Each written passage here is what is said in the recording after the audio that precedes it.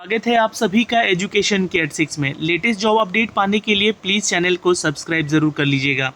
बिहार में स्वास्थ्य विभाग के मंत्री बने हैं तेजस्वी यादव और ये अपने इस विभाग में एक नई रिक्रूटमेंट अपडेट किए हैं जो कि सीनियर रेजिडेंट और ट्यूटर के पदों की रिक्रूटमेंट है। दोस्तों आपको बता दें कि इसकी नियुक्ति जो है ये पैनल के आधार पे होगी, यानी कि राज्य में चिकित्सा महाविद्यालयों में, अस्पतालों में सीनियर रेजिडेंट और ट्यूटर की वैकेंसी का अपडेट यहाँ पर दिया गया है। आपको इन सब के बारे में सारा विवरण देंगे और ये जो है पूरा का पूरा प्रोस्पेक्टस है 2022 का, और जहाँ पे इसके लिए क्या योग्यता आपकी होनी चाहिए, कौन कौन से डॉक्यूमेंट्स आपके पास होने चाहिए इस फॉर्म को भरते समय, ये सारी जानकारी आपको यहाँ से देने जा रहे हैं। तो वीडियो को अंत तक देखिएगा। टोटल अगर हम बात करें यहाँ पे तो 1511 पदों की टोटल वैकेंसी है, जिसके लिए यहाँ पे ये वैकेंसी अपडेट की गई है Bihar senior resident and the tutor recruitment 2019 online form को लेकर। 17 अगस्त को इसका नोटिफिकेशन आउट किया गया है और आपको बता दें कि 19 अगस्त यानी कि कल से आप इसका जो है फॉर्म भी भर पाएंगे। तो फॉर्म भरते समय आपकी सबसे पहले तो यहाँ पे एलिजिबिलिटी क्राइटेरिया क्या होनी चाहिए वो हम जानने का यहाँ पर प्रयास करते हैं। दोस्तों ये जो वैकेंसी का अपडेट है ये स्वास्थ्य विभाग की तरफ से अपडेट किया गया है। ये इसका नोटिफिकेशन नंबर है, इसको आप लोग नोट करके ज़रूर रखिएगा। आपको बता दें कि एक अधियाचना के तहत यहाँ पे राज्य में चिकित्सा महाविद्यालयों में, अस्पतालों में सीनियर रेजिडेंट और ट्यूटर के पदों के लिए ये टेन्योर 3 वर्षीय और बिहार चिकित्सा सेवा भर्ती की तरफ से जो नियुक्ति है ये प्रोन्नति नियमावली 2008 के तहत अपडेट की जा रही है, जिसके अंतर्गत पैनल निर्माण हेतु योग्य और सुयोग्य अभ्यर्थियों को यहाँ पे ऑनलाइन आवेदन करना होगा। तो पदों का अगर कुल संख्या की बात कर ले तो 1511 पदों की ये टोटल वैकेंसी है, जहां पर विषयवार और कोटिवार जो है ये वैकेंसी आपको अपडेट की गई है। और इस पुस्तिका को जो ये प्रोस्पेक्टस है ये आप लोग पूरा कंप्लीट पढ़ लीजिएगा, देख लीजिएगा और उसके बाद आवेदन कीजिएगा।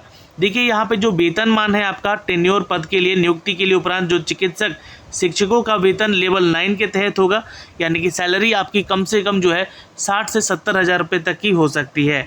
स्वास्थ्य सेवा संवर्ग के पूर्व कार्यरत शिक्षक जो कि वेतन प्राप्त कर रहे हैं वही महंगाई भत्ते पे आधार पे जो है यहाँ पे अनुमान्य भत्ते का दिया होगा। अब आते हैं सेक्शन योग्यता की तरफ, यानी कि कौन कौन से छात्र इसको आवेदन कर सकते हैं। तो जो भी छात्र यहाँ पे बता दें कि सीनियर रेजिडेंट या ट्यूटर में 40% पद पर बिहार राज्य के स्वास्थ्य सेवा संवर्ग के सदस्यों से भरा जाएगा और 40% जो है पद राज्य के चिकित्सा महाविद्यालयों से स्नातकोत्तर डिग्री प्राप्त कर रहे हैं जो कि रेजिडेंसी स्कीम के अंतर्गत आते हैं, उन चिकित्सकों को यहाँ पे भरा जाएगा।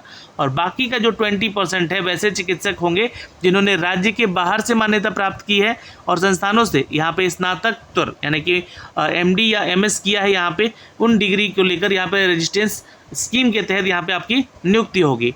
तो ये जो रिक्रूटमेंट है ये रिक्रूटमेंट 40% उनका होगा जो कि बिहार राज्य स्वास्थ्य सेवा संवर्ग से अपना डिग्री किए हैं सीनियर रेजिडेंट में या ट्यूटर में, या फिर 40% उनका रिक्रूटमेंट होगा जो कि राज्य के चिकित्सा महाविद्यालयों में, यानी कि बिहार का जो मेडिकल कॉलेजेज है वहाँ से आपने मास्टर्स डिग्री की है, यानी कि यहाँ पे प्राप्त किया रेजिडेंसी स्कीम के अंतर्गत। और 20% ऐसे लोगों का यहाँ पे रिक्रूटमेंट किया जाएगा जो कि अन्य राज्यों से अपना ये डिग्री कंप्लीट किए हैं। जी हाँ, उनको भी 20% और वो बिहार के भी हैं तो चलेगा, अन्य राज्यों के भी छात्र हैं तो वो आवेदन करेंगे यहाँ पे, लेकिन उनका 20% सिलेक्शन होगा यहाँ पे। तो ये एलिजिबिलिटी क्राइटेरिया है उनके सेक्शन योग्यता को लेकर, जिन्होंने सीनियर रेजिडेंट या ट्यूटर के पदों के लिए न्यूनतम सेक्शन योग्यता विषय विशेष में यानी कि जिस भी डिसिप्लिन में अपना मास्टर्स की उपाधि कर रखी है उनके लिए है। सुयोग्य उम्मीदवारों की कमी होने की स्थिति में न्यूनतम सेक्शन योग्यता डिप्लोमा भी होगी तो उनको रिक्रूट किया जाएगा, जिसके लिए उन्हें भी विषय विशेष पर स्नातकोत्तर उपाधि के समरूप 10 अंक दिए जाएंगे, परंतु मेधा सूची में उनका स्थान स्नातकोत्तर उपाधि प्राप्त अभ्यर्थियों से नीचे होगा, यानी कि जिनके पास स्नातकोत्तर का डिग्री है यानी कि मास्टर्स का डिग्री है इन सीनियर रेजिडेंट और ट्यूटर में, उनको यहाँ पे प्रेफरेंस पहले दिया जाएगा। दोस्तों आपको बता दें कि ये जो रिक्रूटमेंट है ये हायर क्वालिफिकेशन को लेकर अपडेट की गई है। कहने का तात्पर्य है कि इन डिग्री में आपका जो है रिक्रूटमेंट अपडेट किया जा रहा है। आपका जो है यहाँ पे भारत का नागरिक होना ज़रूरी है। जी हाँ, आपको बता दें कि आयु सीमा जो है यहाँ पे जी हाँ 42 वर्ष तक है, लेकिन जो जनरल कैटेगरी के छात्र हैं वो 37 वर्ष तक भर सकेंगे। पुरुष वर्ग जो है और महिला वर्ग OBC से आते हैं वो 40 वर्ष तक, और जो भी अनुसूचित जाति जनजाति से आते हैं उनको पुरुष महिला को 42 साल तक यहाँ पे छूट दिया जाएगा इस फॉर्म को भरने के लिए। बाकी अगर आप कैटेगरी में आते हैं, दिव्यांग कोटे से हैं, तो भी आपको यहाँ पे आरक्षण का फ़ायदा ज़रूर मिलेगा। अगर आप बिहार के निवासी हैं और यहाँ से अपनी डिग्री की है तो आपको प्रेफरेंस भी यहाँ पे पहले मिलेगा। जो भी छात्र इसके लिए आवेदन करना चाहते हैं 19 तारीख से आप इसके लिए आवेदन कर सकते हैं और कर सकती हैं। अब जो आपका मेधा सूची बनेगा वो कुछ इस आधार पे बनेगा। अगर जैसे कि आपने यहाँ पे ये जो आपने पढ़ना है, यहाँ पे अगर आपने MBBS किया है, विश्वविद्यालय परीक्षाओं के प्राप्त कुल अंकों का योग जोड़ा जाएगा। जैसे कि 70% से ऊपर है तो 5 अंक मिलेगा, 65% से ऊपर है तो 4 अंक मिलेगा, 60% से ऊपर है तो 3 अंक, और 55% से ऊपर है तो 2 अंक, और 50% से ऊपर है आपका डिग्री तो 1 अंक यहाँ पे आपको दिया जाएगा। एक बात बता दें आपको कि यहाँ पे MBBS परीक्षा में अनुत्तीर्ण यानी कि जो फेल हुए हैं मामलों में, खासकर MBBS की परीक्षा में प्राप्त अंक कुल योग की गणना की जाएगी, और संबंधित विषय में जो अनुत्तीर्णता है और उत्तीर्णता है उनके अंकों के माध्यम निकालकर आपको यहाँ पे आगे भेजा जाएगा। ये भी ध्यान रखिएगा, आपके लिए प्रायोरिटी है यहाँ पे इस चीज़ को लेकर। भारतीय चिकित्सा परिषद की तरफ से अनुशंसा और अनुसार स्पेशलिस्ट विषयों पर जिन छात्रों ने अपना MS किया है या मास्टर डिग्री किया है उनको भी 70% डिग्री है तो 5 अंक मिलेगा, 65 है तो 4 अंक ये मिल जाएगा, 60% लाए हैं तो 3 अंक मिलेगा, 55% है तो 2 अंक, और 50 से ऊपर है तो 1 अंक आपको मिलेगा। यहाँ पे आवेदित जो है यहाँ पे स्पेशलिस्ट विषय यानी कि किसी भी डिसिप्लिन में आपने अपना स्पेशलाइजेशन किया है तो आपको उसके लिए भी अलग से अंक मिलेंगे। जैसे कि आपने MD या MS कर रखा है तो 10 अंक यहाँ पे मिलेगा। अगर आपने स्पेशलिस्ट किया है PhD में या उसी जिस भी सब्जेक्ट में डिसिप्लिन में आपने अपना डिग्री किया है, जिसे DM किया है या MCH किया है तो 10 अंक आपको यहाँ से मिलेगा।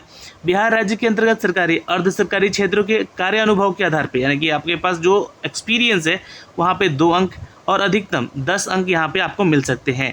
यह आपके एक्सपीरियंस के आधार पे अगर आप राज्य के सरकारी या अर्ध सरकारी जगहों पे काम किए हैं तो।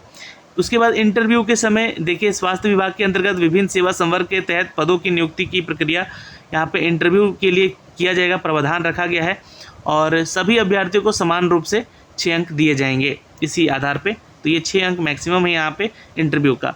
तो ये जो है आपका प्रोसेस है आपके सिलेक्शन की प्रक्रिया का, यहाँ पे है ना, जो आधार रखा गया है। और ये जो है आपको वैकेंसी निकाली गई है दोस्तों सीनियर रेजिडेंट और ट्यूटर के इन पदों को लेकर, जिनका कि मैंने जो फॉर्म है लास्ट डेट भरने का वो भी मैं आपको बता दूं कि 1 सितंबर रखा गया है।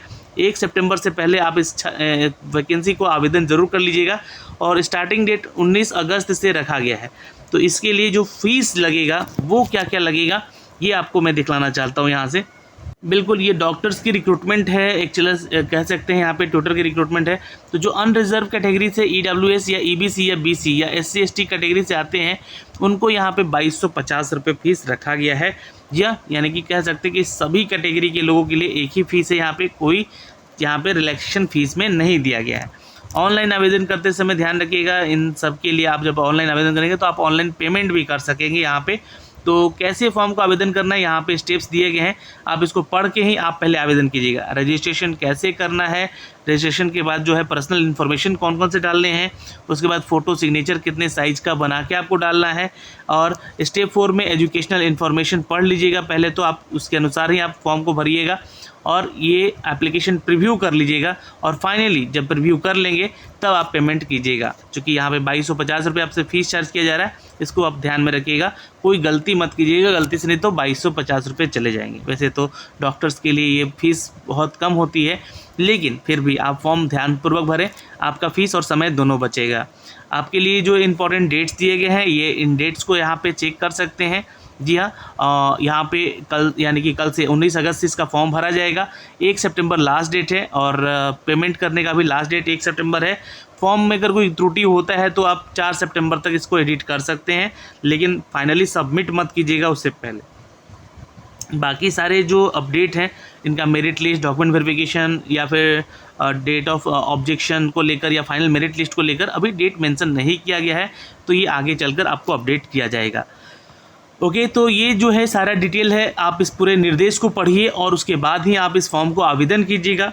फिर भी अगर कोई डाउट रह जाता है तो मैं ये प्रोस्पेक्टस जो है आपको शेयर कर दे रहा हूँ। ये जो है टोटल रिक्रूटमेंट है इन सभी स्पेशलाइजेशन में, देख सकते हैं यहाँ से भी आके। है ना। इस प्रोस्पेक्टस को मैं आपको टेलीग्राम पे शेयर कर दूंगा, तो वहाँ से जाके डाउनलोड भी कर लीजिएगा। तो ये जो है करीब करीब 28 ऐसे स्पेशलाइजेशन विषयों में, विभागों में ये रिक्रूटमेंट निकाली गई है। टोटल रिक्रूटमेंट आप यहाँ से 1511 पदों की देख सकते हैं, जो कि अपडेट मैंने आपको बताया है। और इन सभी विभागों में ये जो वैकेंसी है कैटेगरी वाइज निकाली गई है, किस कैटेगरी में कितना है, यहाँ पे वैकेंसी, महिलाओं को कितना आरक्षण है, इन सब का विवरण यहाँ से दिया गया है। तो आपसे रिक्वेस्ट है कि इस नोटिफिकेशन प्रोस्पेक्टस को पढ़ें अच्छे से और उसके बाद ही आवेदन करें। जय हिंद।